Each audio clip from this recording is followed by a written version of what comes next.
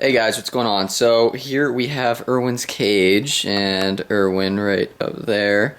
But today he's not the star of the show. The star of the show today is actually right down here. And I decided after a little while of working with my Sony Handycam, I decided it was time for an upgrade. And this is a pretty big upgrade, as some of you who are a little familiar with cameras might know by the title. But this is just going to be a quick unboxing and kind of explanation of what this camera is capable of and whatnot. So stay tuned. Alright, so let's get started. Go ahead and open it up. This has kind of been something I've been thinking about getting for quite a while and just eventually broke down and bought. It's not exactly what I was looking into originally, but this kind of, after doing my research, this is just pretty much what I ended up deciding on. I feel like I'm probably going to need that again. But yeah, so I'm not going to make this easy.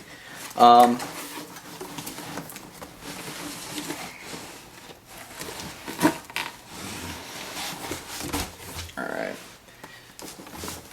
so for those of you who feel like reading that there, invoice. Alright, so yes, this is a 4K camera for those who are already reading the information we have right there. It looks like it's in this way. Alright. HDMI cables, random cables, keep those cables, shotgun mic, battery charger.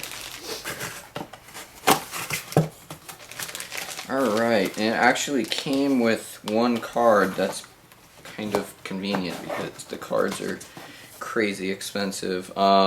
It's kind of a different type of card. It's not like your standard like SD or compact flash. It's called an XQD card. It's just kind of a new format of card put out by Sony.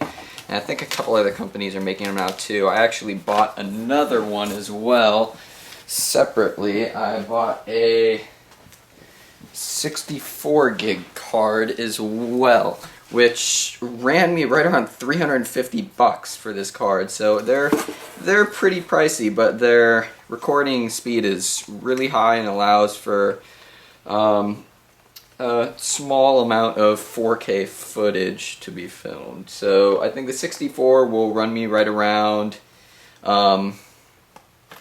will take right around 40 minutes or so of 4K footage. That's shooting at full 4K. Okay, you got the sock, eyepiece, the actual battery. Wow, that's a pretty hefty battery. The shoe. Nothing else there. And then you get to the star of the actual show here, which is the actual camera.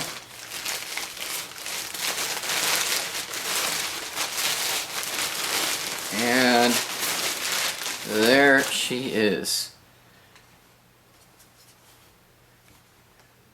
It's very pretty on first glance. It's like I said, it's just something I've been looking into for quite some time. You've got a lot more features and a lot more capabilities with this sort of camera opposed to the camera I had already been working with. A lot of manual settings, a lot of manual features that I can kind of tweak things and really get the desired shot out of the situation. You've got the LCD right there. It's along with some other settings, and I'm kind of glad that it's not a touchscreen LCD. I've kind of grown to hate the touchscreens in a sense because they're just not as efficient, and they kind of they don't always work properly, and I just kind of like having physical buttons to push. And this will kind of fare me pretty well upcoming, since I am probably going to be starting to film videos again, which hopefully you guys will enjoy. I actually have a new project that I'm working on, and I will have a video up soon of that. You got the card slots here, so there's room for 2 of the XQDs and 1 SD card, but from what I've heard, the SD cards at this point just really can't compete with the XQDs. You'll get a lot of errors and different things like that where you're not able to where they're not compatible with the camera and whatnot. And then on top of it, the writing speed won't always be that great, and it might be too slow, and you might get some lag and whatnot. But it's a relatively light camera for its size. Like, honestly, you'd expect it to be pretty heavy, but it's honestly it's not very heavy at all. Like I said, you have the shotgun mic that is included, and that is a nice little bonus. And yeah, I mean, that's the gist of it. It's I may do some 4K recording, but mainly my main consideration for this camera is more to be just shooting in full 1080 and just hoping for the best with that, because as good of a camera as this is, the 4K picture is just not going to be outrageous. It's not going to be anywhere near as good as the just normal full HD would be. So that's kind of where I'm at for this. But I also kind of got big news recently.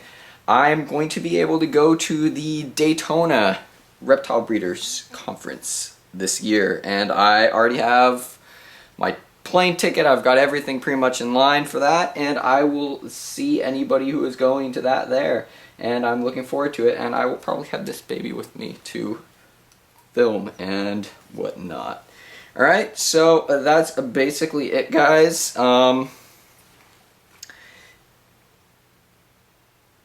Yeah, that's kind of what's going on, and hopefully you guys enjoyed kind of seeing the upgrade that happened here, and I should get some good use and some enjoyment out of this camera. So later, guys.